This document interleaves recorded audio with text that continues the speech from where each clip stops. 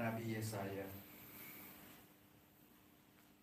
Dalam tahun wafatnya Raja Uzia, aku melihat Tuhan duduk di atas takhta yang tinggi dan menjulang, dan ujung jubahnya memenuhi bait suci.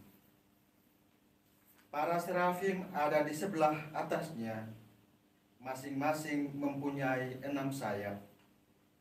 2 sayap dipakai untuk menutup muka mereka, 2 sayap dipakai untuk menutup kaki, dan 2 sayap untuk melayang-layang. Mereka berseru seorang kepada yang lain, "Kudus, kudus, kuduslah Tuhan semesta alam. Seluruh bumi penuh kemuliaannya." Maka bergoyanglah alas ambang pintu disebabkan suara orang yang berseru itu, dan rumah itu pun penuhlah dengan asap. Lalu aku berkata, "Celakalah aku binasa. Sebab aku ini orang yang berbibir najis, dan aku tinggal di tengah bangsa yang berbibir najis. Namun mataku telah melihat Sang Raja, Tuhan semesta alam." Tetapi seorang dari para serafim itu terbang mendapatkan daku. Di tangannya ada bara api yang diambilnya dengan sebit dari atas mezbah. Ia menyentuhkannya pada mulutku serta berkata, "Lihat, bara ini telah menyentuh bibirku. Maka kesalahanmu telah dihapus dan dosamu telah diampuni." Lalu aku mendengar suara Tuhan bersabda, "Siapakah yang akan kuutus? Dan siapakah yang akan pergi atas namaku?" Maka aku menjawab, "Inilah aku, utuslah aku." Demikianlah sabda Tuhan. Syukur kepada Allah.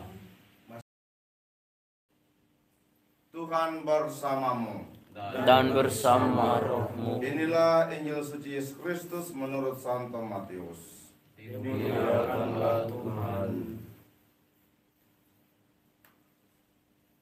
Pada waktu itu Yesus bersabda kepada ke-12 muridnya, "Seorang murid tidak melebihi gurunya, dan seorang hamba tidak melebihi tuannya.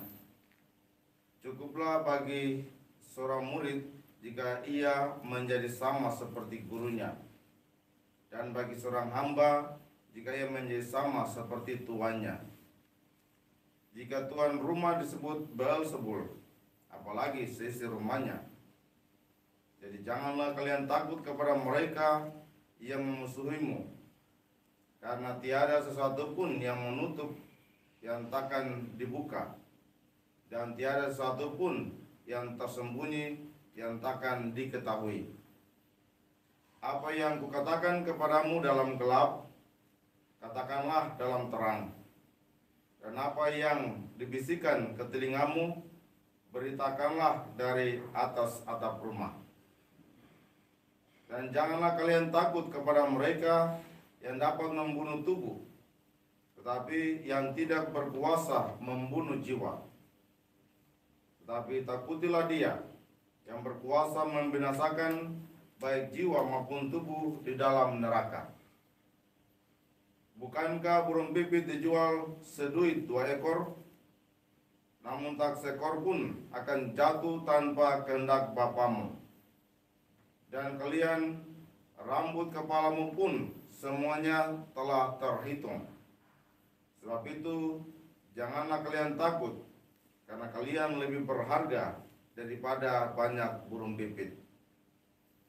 Barang siapa mengakui aku di depan manusia, dia akan kuakui juga di depan Bapakku yang di surga. Tetapi barang siapa menyangkal aku di depan manusia, dia akan kusangkal di hadapan Bapakku yang di surga. Demikianlah sabda Tuhan. Terpujilah Kristus. Konfratero, saudara-saudari yang terkasih dalam Tuhan kita Yesus Kristus. Dalam bacaan Injil, Yesus mengungkapkan beberapa kali kata jangan takut. Jangan takut dalam arti berkaitan dengan jangan takut menyuarakan sabda Tuhan. Walaupun kata-kata itu akan menyinggung orang dan mengundang ancaman bagi kita. Jangan takut juga terhadap semua yang lain, karena justru dibandingkan dengan burung pipit saja, burung pipit diperhatikan, apalagi kita yang sangat berharga di mata Tuhan, dan seterusnya. Ini meneguhkan kita dalam melaksanakan tugas-tugas kita, menghindarkan kita dari rasa cemas dalam melaksanakan tugas-tugas pewartaan kita. Karena kalau kita menjadi cemas, menjadi takut, sering apa yang kita laksanakan itu banyak ada hambatannya. Bahkan secara psikis itu akan membuat kita menjadi sakit dan seterusnya. Apa yang dikatakan oleh Yesus ini sungguh-sungguh boleh menguatkan kita secara jasmani maupun secara rohani untuk lebih bersemangat, lebih sehat walafiat dalam melaksanakan tugas-tugas pewartaan. Tentang mewartakan kebenaran atau menjadi pewarta, sering yang muncul juga dalam diri kita ketakutan, bukan terutama karena orang lain yang akan mengancam kita, tapi juga dalam diri kita ketakutan karena kita punya kelemahan-kelemahan.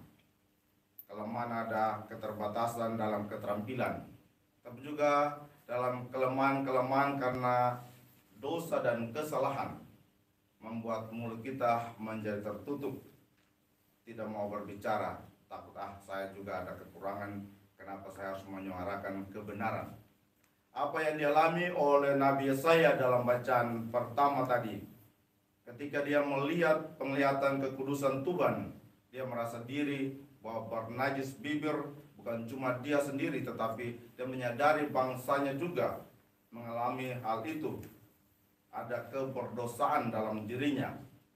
Tetapi dalam penglihatan itu juga malaikat Tuhan datang menjamah bibirnya dengan api kekudusan, sehingga dikatakan dosamu telah diampuni, bangsamu juga telah diampuni. Dan dalam kekuatan kesadaran akan pengampunan Tuhan, kekudusan dari Tuhan, maka dia dengan mantap Nabi Yesaya dengan mantap menjawab pertanyaan Tuhan, siapakah yang akan kuutus? Dia dengan mantap menjawab, inilah aku, utuslah aku.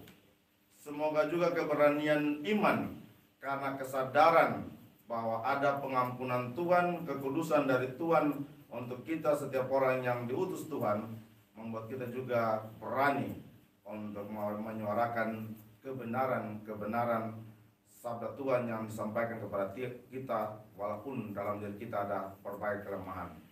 Mari kita berdoa supaya dalam tugas dan karya kita senantiasa berani mewartakan kehendak Tuhan, berani mewartakan kebenaran Tuhan dalam hidup kita.